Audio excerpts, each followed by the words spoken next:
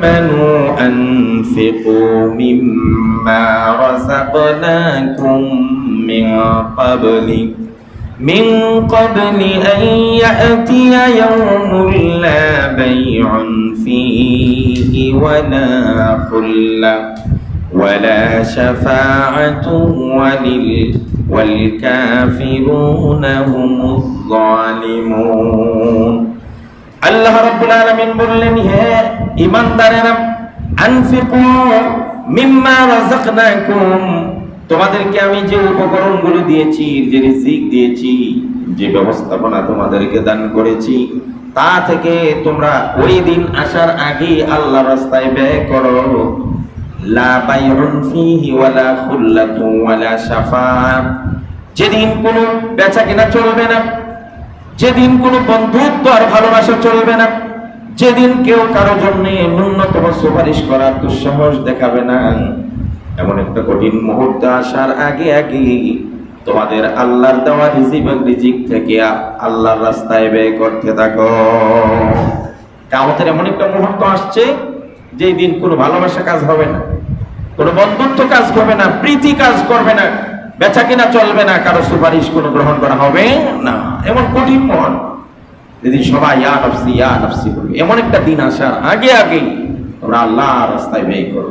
আরেকটা কথা আল্লাহ পাক দৃঢ়চিত্তে বয়ান করছেন, ওয়াল কাফিরুনা হুমুজ জালিমুন। দেখেন আল্লাহর বচন ভঙ্গি যে কাফেররা জালেম, এটা একটা সাধারণ কথা। আর ওয়াল কাফিরুনা হুমুজ জালিমুন, কাফেররাই জালেম, কাফেররাই জালেম। পৃথিবীতে কোনো মুসলমান জালেমের রূপ ধারণ করতে পারে না, কোনো মুসলিম, কোনো ইমানদার জুলুম করতে পারে না। এটা আল্লাহ বিশ্বাস করে না, আল্লাহ মানেনি না। মুসলমান জালিম হতে পারে না। এই জন্য জালিম যত জায়গায় এসেছে আল্লাহ বলছে এদেরকে আমি পছন্দ করি না। আর কাফের বেঈমান যারা, এরাই হলো জালিম। যারা জালিমের রূপ নিবে এরা ইমানদার হতে পারে না। জালিম কারা? ওয়াল কাফিরুনা হুমুজ জালিমুন, যারা কাফের তারাই জালিম। কোরআন কারীমের অন্য জায়গায় আল্লাহ রাব্বুল আলামিন বলেন, ওয়া ফি আমওয়ালিহিম হাক্কুল লিস-সাইলি ওয়াল মাহরুম, বঞ্চিত এবং ভিক্ষুক অনাহারী মানুষের জন্য তোমাদের মালের মধ্যে আল্লাহর পক্ষ থেকে নির্ধারিত হক আর অধিকার আল্লাহ রেখে দিয়েছেন। এটা তাদের প্রতি অনুগ্রহ নয়, দয়া নয়, যা আমি ভিখারিকে ভিক্ষা দিচ্ছি, অনাহারীকে খাবার খাওয়াচ্ছি, বস্ত্রহীনকে বস্ত্র পরিয়ে দিচ্ছি, চিকিৎসা নাই যার তাকে চিকিৎসা করিয়ে দিচ্ছি, অসহায়ের পাশে দাঁড়িয়েছি, এটা তার প্রতি আমার দয়া আর অনুগ্রহ নয়, বরং এটা আমার কাছে তার পাওনা। কথা বলে ঠিক? দয়া আর পাওনা এক কথা না। ওফি আমওয়ালিহিম হক, তাদের মালের মধ্যে তাদের জন্য, তোমাদের মালের মধ্যে তাদের জন্য রয়েছে হক, অধিকার, পাওনা। এটা দিতেই হবে, আর না হলে প্রশ্নবিদ্ধ হবে কিয়ামতের দিন। সুম্মা লাতুসআলুন্না ইয়াওমাইযিন আনিন নাঈম, এবং ওই দিন তোমাদেরকে প্রশ্ন করা হবে তোমাদের নিয়ামতগুলো সম্পর্কে। তোমাদের কতগুলো নিয়ামত ছিল? মাথা থেকে পা পর্যন্ত প্রতিটি অঙ্গ প্রত্যঙ্গ আল্লাহর পক্ষ থেকে দেওয়া শ্রেষ্ঠ নিয়ামত। চোখ আল্লাহর নিয়ামত, কান আল্লাহর নিয়ামত, হাত পা আল্লাহর নিয়ামত, ব্রেইন আল্লাহর নিয়ামত, গায়ের শক্তি আল্লাহর নিয়ামত, শরীরের সুস্থতা আর সৌন্দর্য আল্লাহর নিয়ামত, জানমাল আল্লাহর নিয়ামত, ধন সম্পদ আল্লাহর নিয়ামত। প্রতিটি নিয়ামতের ব্যাপারে কিয়ামতের দিন আল্লাহর সামনে জিজ্ঞাসা করা হবে। এরপরে আল্লাহ রাব্বুল আলামিনের নবী অন্য জায়গায় বলেন খুব সুন্দর করে, قال رسول الله صلى الله عليه وسلم ترى المؤمنين في تراحمهم وتوادهم وتعاطفهم كمثل الجسد إذا اشتكى عضوا تداعى له سائر جسده بالسهر والحمى। আমার নবী সাল্লাল্লাহু আলাইহি সাল্লাম বলেন, মুমিনরা দয়ার দিক থেকে, ভালোবাসার দিক থেকে, সহানুভূতির দিক থেকে গোটা মুমিনরা একটা বডির মতো, একটা শরীরের মতো। ইজাস্তাকা উদওয়ান তাদাআ লাহু সাইরু জাসাদিহি, একটা অঙ্গ যখন আক্রান্ত হয়ে যায় সমস্ত অঙ্গ প্রত্যঙ্গ তার সাথে সহমত পোষণ করে। কেমনে সহমত পোষণ করে? দুই ভাবে। এক নম্বর ভাবে হলো, যখন একটা শরীর, আমার এই হাতটা ব্যথায় কাতরাচ্ছে, এই ব্যথাটা শুধু হাতের ব্যথা একাই নয়, সারা শরীর তার ব্যথায় ব্যথিত হয়ে যায়। এটা হলো তার সাথে আমার একাত্মতা। আরেকটা একাত্মতা হলো, রাসূলুল্লাহ বলেন বিসাহারি, এই হাতের ব্যথার কারণে কিন্তু হাত ঘুমাইতে পারে না, হাত ঘুমাইতে পারে না। তার মানে কি হাত বাদ দিয়া বাকি শরীর সব প্রায় ঘুমায়। চোখ ঘুমায়, হ্যাঁ, পা ঘুমায়, মাথা ঘুমায়, হাত ও ঘুম, তো সারা শরীর ও ঘুম। রাসূলুল্লাহ বলেন বিসাহরি ওয়াল হুম্মা, জাগ্রত থাকা আর ব্যথায় একাত্মতা হয়ে যাওয়ার ব্যাপারে সারা পৃথিবীর মুসলমান একটা শরীরের মতো। পৃথিবীর যে প্রান্তে কোনো মুসলমান নির্ঘুম রাত কাটাবে, নির্যাতিত নিপীড়িত অসহায়ত্বকরণ করবে, অসহায় জীবন যাপন করবে, তাদের পাশে দাঁড়ানো, তার ব্যথায় ব্যথিত হওয়া প্রত্যেকটা মুসলমানের উপর কর্তব্য। আগের জমায় আমি কথাটা বলেছি, আল্লাহু ফি আউনিল আবদি মা কানাল আবদু ফি আউনি আখিহি। কোন মুসলমানের উপর, কোন মুমিনের উপর আল্লাহ ততক্ষণ দয়া করেন, ততক্ষণ সাহায্য করেন, ভালোবাসা দান করেন, রহম করেন, যতক্ষণ মুসলমান আরেক ভাইয়ের উপর দয়া করে, ভালোবাসার প্রীতি দেখায়।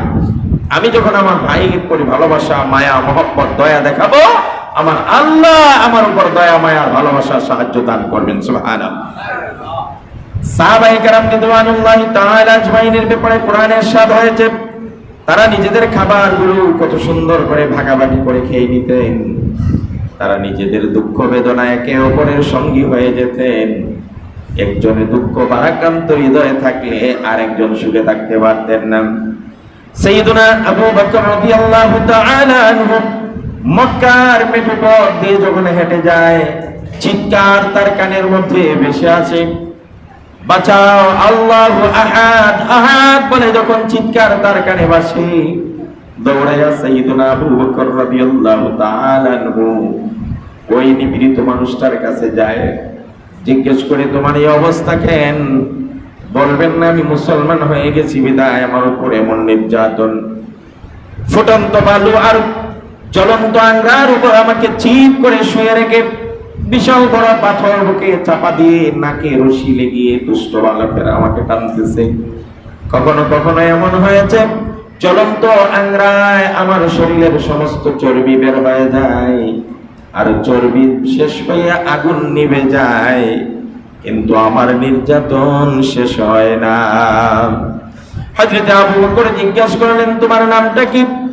হযরত বিলাল বলেন আমার নাম বিলাল ইবনে রাবাহা। তোমার বাড়ি কোথায়? বলে আমার বাড়ি হাবশা দেশে। তোমার বাপ দাদা বংশের কেউ আছে কি? হযরত বিলাল বলেন আমি বিক্রি হতে হতে হতে হতে এই পর্যন্ত এসেছি, আমার আত্মীয় স্বজন বলতে কেউ নাই। হযরত আবু বকর রাদিয়াল্লাহু তাআলা আনহু হযরত বিলালের পাশে দাঁড়াইয়া মালিকের অপেক্ষা করেন। মালিক আসার পরে বলল এই গোলামটাকে আমার কাছে বিক্রি করে দাও।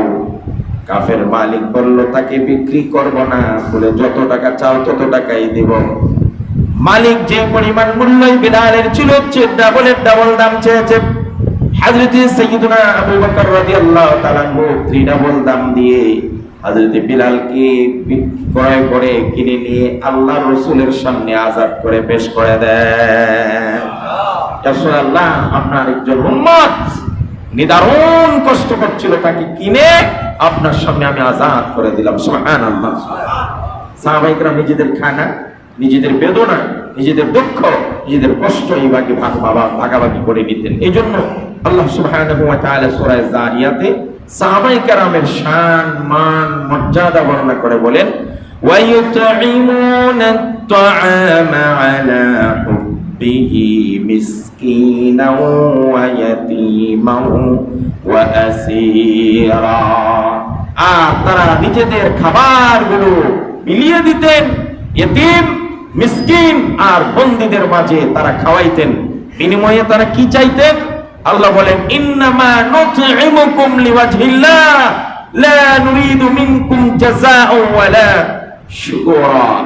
আল্লাহ শুধুমাত্র আপনার সন্তুষ্টির জন্য আমরা এই কাজ করছি, কোনো কৃতজ্ঞতা, কোনো প্রতিদান আমরা এর বিনিময় চাই না। সুবহানাল্লাহ। সুপ্রিয় ভাইয়েরা আমার, সাইয়্যিদুনা আবু বকর রাদিয়াল্লাহু তাআলা, সাইয়্যিদুনা আবু হুরায়রা রাদিয়াল্লাহু তাআলা থেকে হাদিস বর্ণিত, বুখারীর হাদিস। নবীজি বলেন, কুল্লু সুলামা আলাইহি সাদাকাতুন, কুল্লু সুলামা আলাইহি সাদাকাতুন কুল্লা ইয়াউম। আমরা শুনেছি, বিজ্ঞানীরা বলেছে মানুষের শরীরে 360টা জোড়া আছে, কানেকশন। কয়টা জোড়া আছে? 360টা জোড়া আছে। নবী করিম সাল্লাল্লাহু আলাইহি সাল্লাম বললেন, কুল্লা সুলামা আলাইহি সাদাকাতুন কুল্লা ইয়াউম। প্রত্যেকটা জোড়ার বিনিময়ে একটা করে সদকা দেওয়া প্রতিজনের উপর প্রতিদিন আবশ্যক। তাহলে শরীরের জোড়া কয়টা? জোরে কোন? তাহলে প্রতিদিন কয়টা সদকা দিতে হবে? দেন তো দেখি আপনি প্রতিদিন 360টা সদকা। 1 টাকা করে যদি একটা সদকা হয় তাহলে 300, 10 টাকা করে হলে তো আমি আর হিসাব করতে পারলাম না। একটা করে মুরগি যদি সদকা দেওয়া হয়, একটা জোড়ার পরিবর্তে 360টা সদকা প্রতিদিন দেওয়া, মানে 360টা মুরগি আপনাকে আল্লাহ রাস্তায় দিতে হবে। নবীজি বলেন, কুল্লু সুলামা আলাইহি সাদাকাতুন কুল্লা ইয়াউম। প্রতিদিন, এভরিডে, প্রতিদিন 360টা জোড়ার বিনিময়ে একটা করে সদকা তোমার দিতে হবে। এবার আল্লাহর নবী আমাদের জন্য সহজ করে দিয়েছেন, আমরা কেমনে 360টা সদকা দিব। এবার নবীজি বলেন, ইউইনুর রাজুলা ফি দাব্বাতি ইউহামিলু আলাইহা। 1 নম্বর, কোন মানুষ তার আরোহীর উপর উঠতে পারে না, রিকশায় উঠতে পারে না, তাকে আপনি ধরে একটু তার আরোহণের উপর, আরোহীর উপর, তার সওয়ারির উপর, তার রিকশার উপর উঠায় দিলেন। নবীজি বলেন, এটা একটা সদকা। সুবহানাল্লাহ। এই কাজটা আজকে থেকে করা যাবে? কোন বৃদ্ধ মানুষ উঠা থেকে বসতে পারছে না, বসা থেকে উঠতে পারছে না, রিকশা থেকে নামতে পারছে না, নামা থেকে উঠতে পারছে না, তাকে একটু হেল্প করেন, ধরে দেন, এটা আপনার একটা জোড়ার একটা সদকা হয়। সুবহানাল্লাহ। মানুষ নাক ছিটকিয়ে চলে যায়, মানুষ ঘৃণা করে, প্রত্যাখ্যান করে, মানুষ এড়িয়ে যায়, পাশ এড়িয়ে যায়। আপনি জানেন, কালকে আমি এখানে দাঁড়িয়েছিলাম, কয়েকটা ছেলেপেলে এখানে ঝগড়া করছে। আমরা তো এখন এমন হয়েছে, ঝগড়া দেখলে বাবা আপন জান বাচ্চা, চাচা আপন জান বাচ্চা। এটা ইসলামের শিক্ষা নয়। পৃথিবীতে মানুষের মধ্যে ঝগড়া মীমাংসা করে দেওয়া ইমানের অন্যতম একটি কাজ। ওয়াইন তাইফাতানি মিনাল মুমিনিনা ইকতাতালু ফাআসলিহু বাইনাহুমা। যদি 2 মুমিন পরস্পর ঝগড়া করে, তাদেরকে সুলহ করে দাও, মীমাংসা করে দাও। রাসূল করিম সাল্লাল্লাহু আলাইহি সাল্লামের কথাই বলেছেন, আল্লাহর কথাই বলেছেন।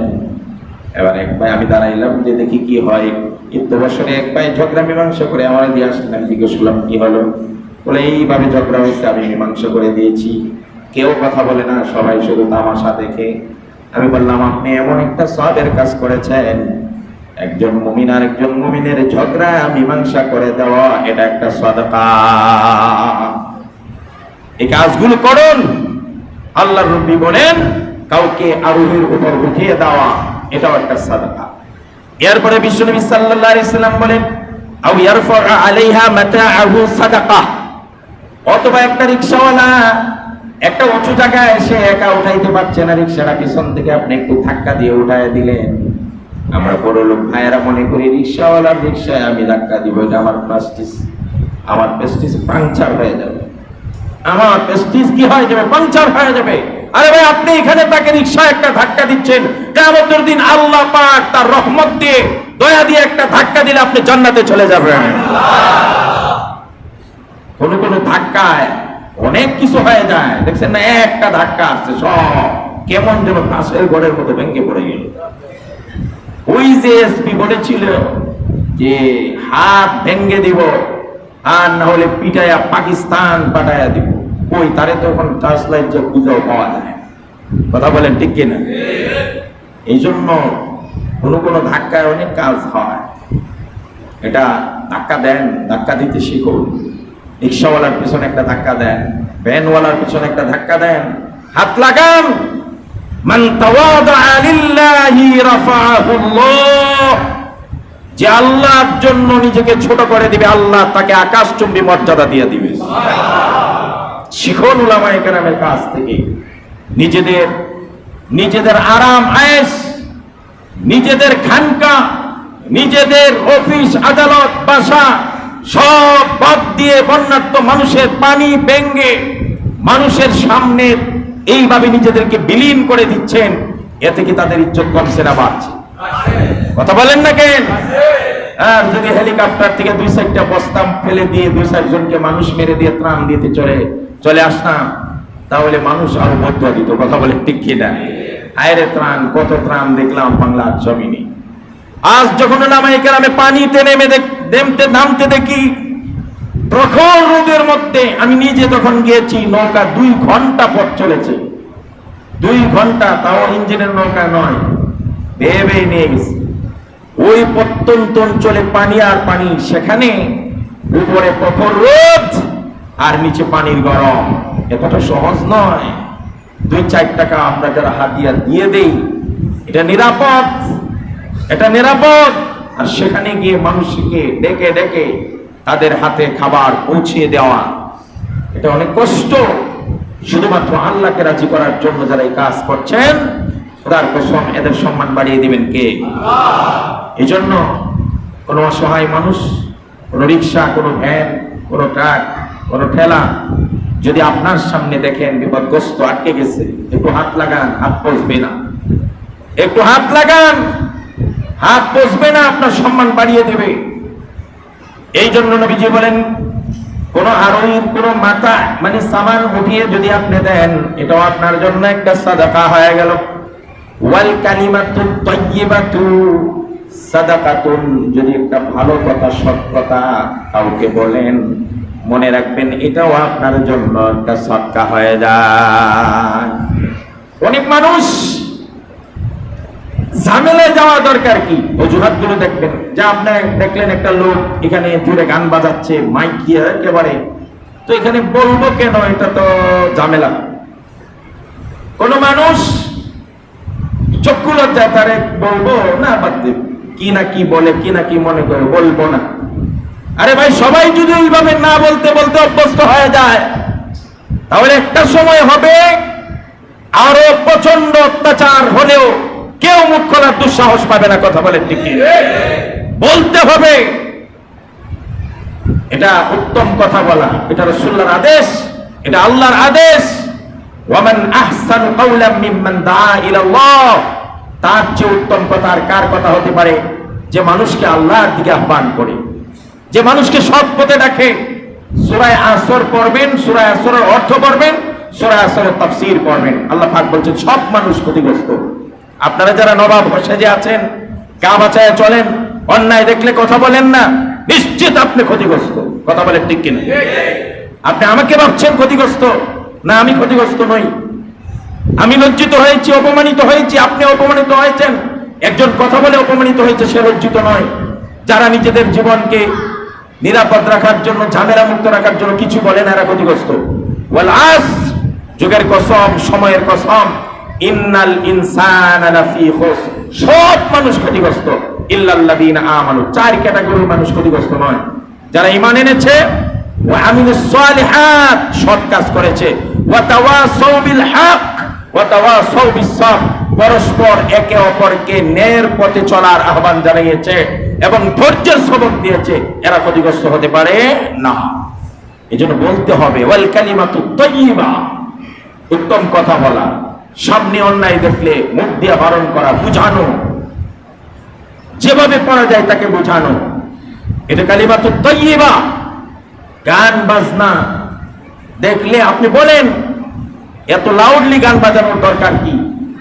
কিছু কিছু দোকানদার আছে, আমি তো বারবার বলি, এরা না ভালো মানের কোনো ব্যবসায়ী, আর ব্যবসায়ীরা তো ব্যবসা করতে করতে সময় পায় না। কথা কয় না কেন? যাদের দোকানে কোনো ব্যবসা নাই, ফাও আড্ডার জায়গা বানাইছে, এরাই বড় বড় সাউন্ড বক্স দিয়ে গান বাজায়। কথা বলে ঠিক কিনা? এগুলা ফাও লোক, ফালতু লোক, এদেরকে বলবেন। আমি ওই দিনও বলেছি, আজও বলি, এই মহল্লাত কোনো গান বাজনা লাউড স্পিকার দিয়ে চলবে না। কথা বলে ঠিক কিনা? আপনারা কি এই কথা সহমত? এই মহল্লাটাকে নিরাপদ রাখুন, আদর্শ মহল্লায় গড়ে তুলুন। অন্যরা যেন দৃষ্টান্ত দেয় মহল্লা দিয়ে, খারাপের দৃষ্টান্ত নয়, ভালোর দৃষ্টান্ত দিবি। এই জন্য কালিমাতুত তাইয়্যিবা, ভালো কথা বলতে হবে, এটা সাদাকা। ওয়া কুল্লু খাতওয়াতিন ইয়ামশিহা ইলাল সালাত সাদাকা। আর নামাজের জন্য প্রতিটা কদম যখন মসজিদের দিকে ফেলবেন, প্রত্যেকটা কদম এক একটা করে সদকা। সুবহানাল্লাহ। ওই মিয়া, আমি তো মনে করি 360টা সদকা ওই ব্যক্তি দিতে পারে যে ব্যক্তি 5 ওয়াক্ত নামাজের জন্য মসজিদের দিকে হাঁটে। এখন আপনার শরীরের 360টা জোড়া 360টা সদকা দিতে হলে কমপক্ষে 5 ওয়াক্ত নামাজ পড়া লাগবে কিনা? আর এর জন্য কোথায় আসতে হবে? এখন কোথায় আসতে হবে? এই জন্য কারা কারা মসজিদে 5 ওয়াক্ত নামাজ পড়তে রাজি আছে? ইনশাআল্লাহ। লিল্লাহি তাকবীর। নামান, এটা হলো এক একটা সাদাকা। রাসূলুল্লাহ বলেন, ওয়া কুল্লু খাতওয়াতিন ইয়ামশিহা ইলা সালাত সাদাকা। রাসূল সহজ করে দিয়েছেন, না নাহলে 360টা মুরগি দেওয়া লাগতো। 360টা জোড়ার বদলায় কয়টা মুরগি দেওয়া লাগতো? 360টা। এখন একটা